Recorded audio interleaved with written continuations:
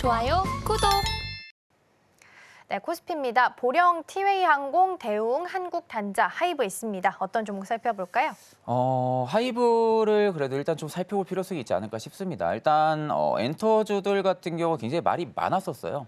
네, 뭐 실적도 그렇고요. 그리고 이제 뭐 개별 아티스트들의 뭐 악재 부분들 이런 부분들이 주가에 계속해서 반영이 되어왔던 부분들. 그러니까 사실 엔터주들을 좀 투자하는 데 있어서 굉장히 좀 어려운 부분들이 이런 거라고 생각합니다. 개별 아티스트들의 악재가 어떻게 나올지를 알 수가 없기 때문에. 그러니까 이런 부분들을 우리가 이슈를 통해서만 알 수 있는 부분들인데 주가는 또 그런 이슈들을 또 민감하게 반응을 해준다라는 거죠. 다만 일단 지금 하이브도 마찬가지고요. 뭐 JYP도 마찬가지고 엔터주들 같은 경우는 일단 상반기 대비 하반기에 지금 실적을 증권가들이 대부분 다 좋게 보고 있는 상황입니다. 그러니까 그런 부분들 일단은 콘서트가 좀 대규모로 많이 열리는 시즌이기도 하고요. 또 월드 투어라든지 이런 투어 일정들이 굉장히 좀 많이 잡혀 있고 대부분 지금 하이브 같은 경우 BTS의 지금 솔로 앨범까지도 지금 준비를 하고 있는 상황이죠. 또 세븐틴 같은 경우도 콘서트를 또 준비를 하고 있는 상황이고요. 위버스 부분들도 플랫폼에 대한 뭐 강화 이런 부분들의 복합적인 요인들로만 놓고 본다 하게 되면은 일단 지금 하이브의 주가 가격 레벨 범위 자체가 저는 그렇게 비싸다고는 생각은 안 하고 있습니다. 그렇다고 하게 되면은 일단 엔터주들이 지금 조금씩 수급이 좀 들어가지고 있는 부분들인데 이 엔터주들 같은 경우는 조용히 또 올라가다가 한순간에 투자자한테 또 눈길을 사로잡는 그런 부분들이 좀 섹터의 특징을 또 많이 가지고 있는 부분들이거든요.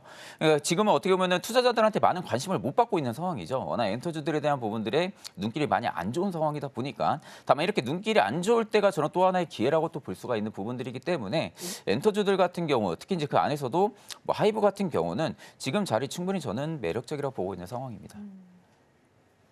그러게 오랜만에 그래도 상위에서 조금 이름이 보이는 게 있네요. JYP 엔터도 오늘은 좀 강하게 움직이고 있는 것으로 확인되고 있고요. 5.99%, 6%대 오랜만에 상승불 켜고 있습니다.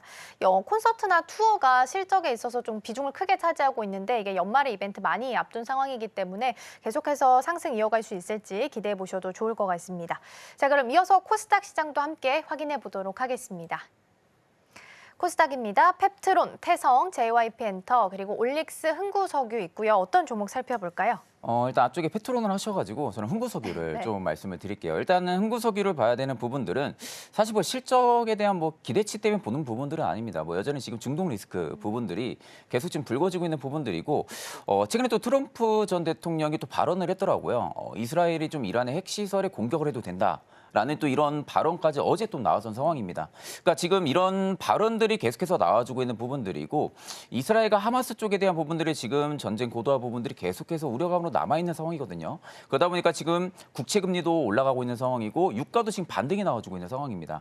WTI까지 지금 반등이 나와주고 있는 부분들이기 때문에 상대적으로 지금 증시에서는 주도적인 섹터가 저는 명확하게 잡혔다고 보기는 어렵거든요. 주도적인 섹터가 아직까지 명확하게 안 잡혀 있다고 하게 되면은 그 순간의 이슈에 따라서 이슈 플레이로 수급이 움직일 가능성이 좀 높습니다. 그러면 지금 중동 리스크에 대한 부분들은 우리가 이게 결국 이렇게까지 심화가 되지 않을 거라 하게 되면 그냥 넘겨 짚어도 상관이 없는데 아직까지 계속해서 이슈에 대한 부분들에 민감하게 반응을 해주고 있는 부분들 그리고 중동 전쟁에 대한 부분들에 있어서도 저번 주 주말에 뭐 미사일도 날리고 하더라고요. 그러니까 이런 부분들만 놓고 본다 하게 되면 우리가 이거는 사실 지금 그냥 쉽게 넘겨 짚을 만한 부분들은 아니겠구나라는 부분들이 저는 좀 우려가 될 가능성이 좀 높다라고 보고 있기 때문에 그에 따라 좀 WTI 반등이 나와준다 하게 되면 당연히 석유주들 같은 경우가 또 강하게 또 반등이 나와줄 가능성이 좀 높습니다.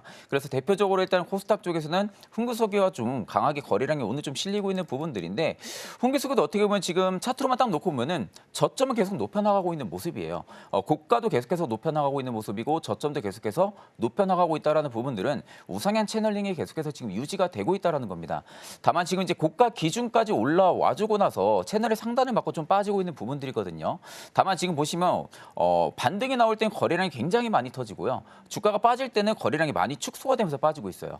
그렇다 하게 되면 일부 지금은 어느 정도 차익 매물이 그렇게 강하게 나오고 있다고 우리가 볼 수가 없는 부분들이기 때문에 저는 오히려 눌림목에서 지금 충분히 단기적인 수익을 좀 바라보고 좀 접근이 가능하다라는 관점으로 볼 때는 흥구석유 같은 경우는 단기적으로는 계속 관심을 가질 필요도 있지 않을까 싶습니다. 좋아요, 구독!